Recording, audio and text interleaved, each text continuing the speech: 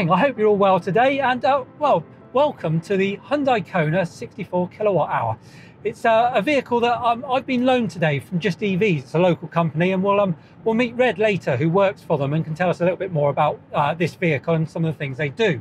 Now let's start with the stats. Let's get them out of the way. So 64 kilowatt hour battery, driving a 150 kilowatt motor, which propels it from 0 to 60 in about 7.5 seconds. And brake horsepower, well, that's about just over 201 brake horsepower in here. Now the car itself, this is the first time I have ever driven one, and I've done a couple of miles now, so really my thoughts at this point are my initial reaction. And my initial reaction is very good, I have to say. Having seen photos and having been in other Hyundais, I was a bit concerned about the quality of this car, the build quality, how it would feel. But I'm really pleasantly surprised. Don't get me wrong, this isn't BMW or Mercedes build quality, but this is an awful lot better than I thought. The touch and feel to the materials in here is pretty good. I appreciate, and we will talk about the price later, that it's not the cheapest car in the world. But you have to look at what else is available in this market. And as an SUV, other than this and the e-niro, at this point in time, there's not an awful lot else available, and demand is very, very high. Now this is the middle model in the range. So there's the SE, the Premium, and the Premium SE. So this is the Premium. It's got a few more gadgets in. In fact, I'd say this has probably got enough gadgets in to keep you happy without pushing the price to a much higher level with nice to have gadgets. So it would be nice to have air-conditioned seats. They do feel very nice, I have to say, but you don't need them, and they are an expensive extra. So this sits really nicely in the middle of the range. As I say, the lots of adjustments on the driver's seat. You've got reach and rake on the steering wheel, something that you certainly don't have in the Leaf.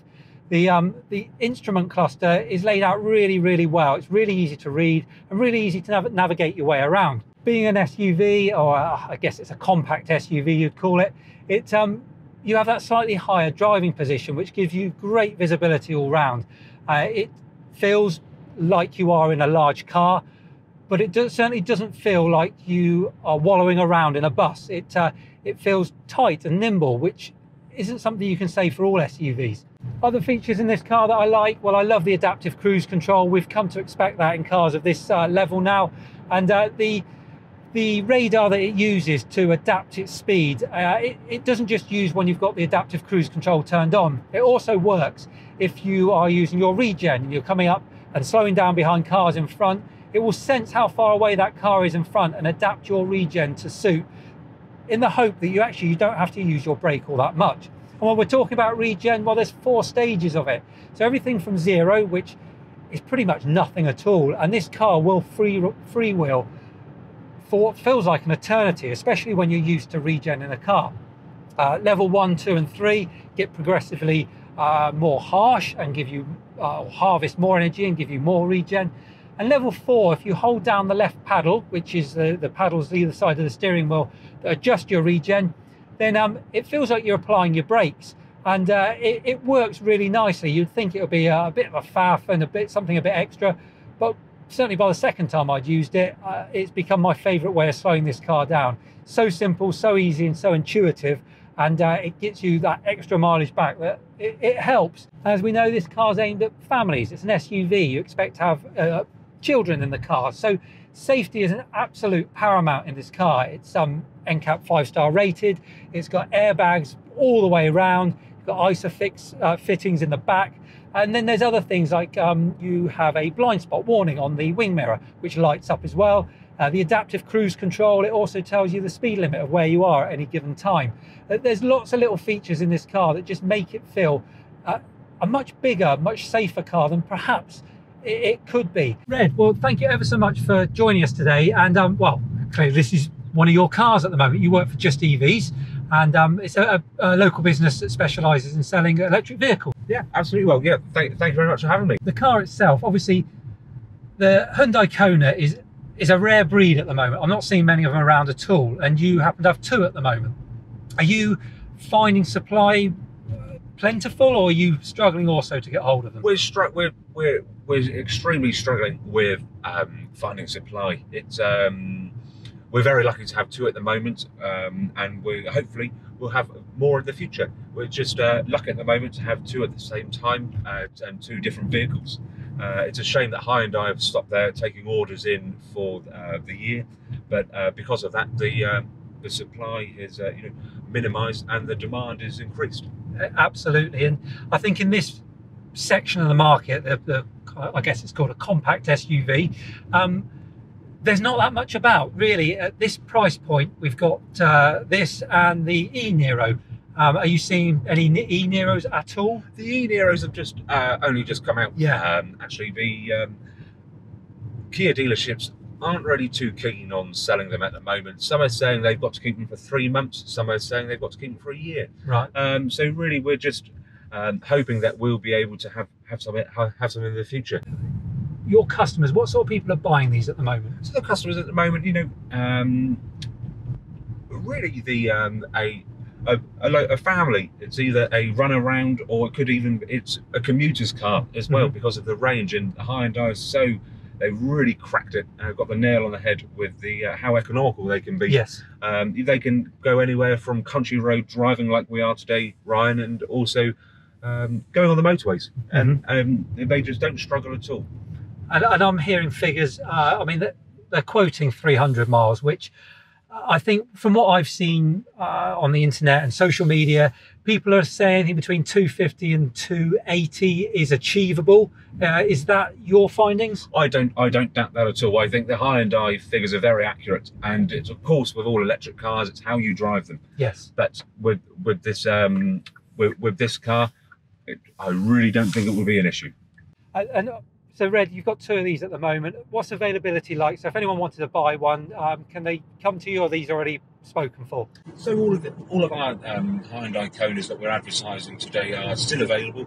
They're available for next day delivery as well. So if you're in Southampton or in Edinburgh, if we've got the capability to, we'll certainly deliver it as soon as possible. Fantastic. Thank you ever so much for that. Thank you for letting me have a play in this today. And if it's all right with you, I'm going to take it on and do a few more miles. Not a problem at all. I hope you enjoy yourself. Thank you. That was nice to talk to Red, and I do have to thank him and Just EVs for letting me use this car today. But I think it's important to say I'm not sponsored by them. I get nothing for this. They get nothing for this. It's I guess what kind of thing I'm trying to say is I am not going to talk about this in a positive way if there's nothing positive to talk about. I will give an honest review, and they know that. But I think it was important to let you know. So let's carry on with the inside of this car and talk about, well, just its general feel, because I had some preconceived ideas that this was going to feel really tacky in here. I don't know why, probably just looking at pictures. I didn't like the look of it, but I have to say, having got in it now, I feel a lot better about it. The things that you need to be a little bit flash and work a little bit better, for example, the touch screen, it's loaded with all sorts of stuff. In fact, I would say it's more responsive, and it's a better touch screen than the Leaf. The heating controls, they're all in the right place. They do what you want it to do. They're really easy to use. I've got wireless charging for my phone. I've got USB. I've got all the connectivity I could want. And Apple CarPlay, Android Auto, it's all in here. Who wants to rely on automakers' maps anymore when you've got instant updates every day on your phone? For me personally, I think every car should have that. I could talk you through all the functions of this screen, but I'll be honest, it's a video in itself. It'll go on and on forever. There's so much in there. Any little bit of information you want, you will be able to find in there, from efficiency to the infotainment system. It's all there. It's very comprehensive, I have to say. Loads of cup holders, cubby holes. This bit here, I think they call it a bridge. I don't think this center console comes like this in the ICE equivalent, and it gives you all this storage space underneath, which is great. Loads of room for your cups and bits and pieces. There's a lot of room up here. There really is. Bearing in mind this is 12 inches shorter than the Leaf, it actually feels like a car at least as big, if not bigger, in here. I'm 5'9". I'm sat here with a driver's seat. Behind me is more than enough room for an adult to get in. I'm not saying a 6'5" person would be comfortable back there, but it's perfectly adequate. And if you were to go on a long journey, you would be happy back there. No problems at all. Of course, the other thing to talk about is charge times. Now, if you can find a charger that will do it, this will charge at 100 kilowatts.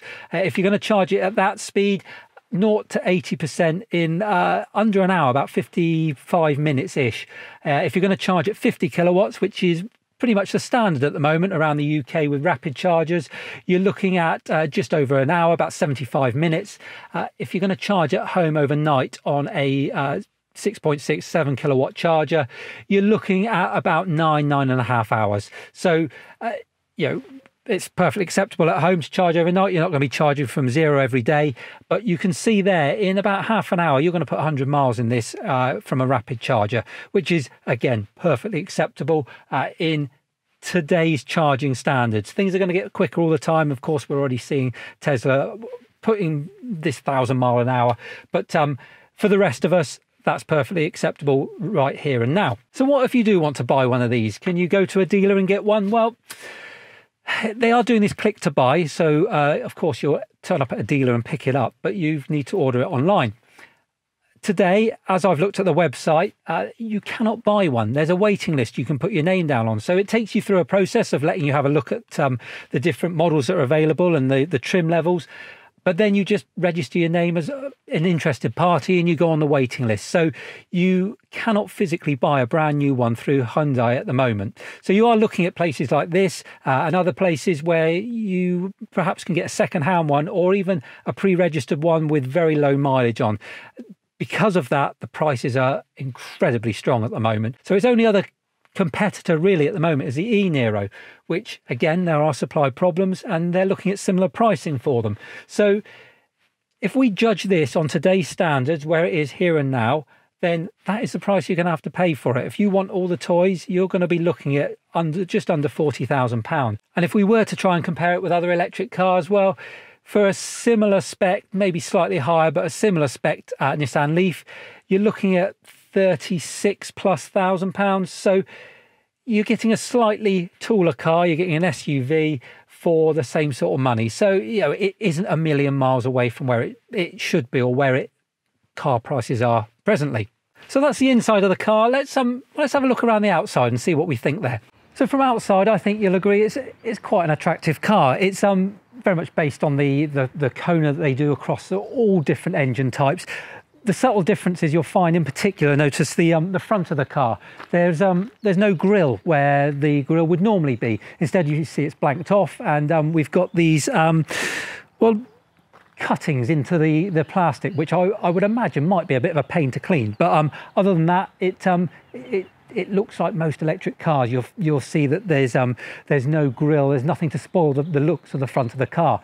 The charger is also on the front, which I find really convenient on the Leaf because it just means you can drive up to a charger, not have to worry about what side you've got to try and negotiate the lead to. So that I think that's a well thought out position. The lights on the car, you'll see, the front reminds me very much of a Citroen. It's got that kind of smug Citroen look to it, that I'm better than you kind of look. It's not unattractive, honestly. It looks quite good. I like the slit of the headlights. There's nothing at the front that I think would offend anybody.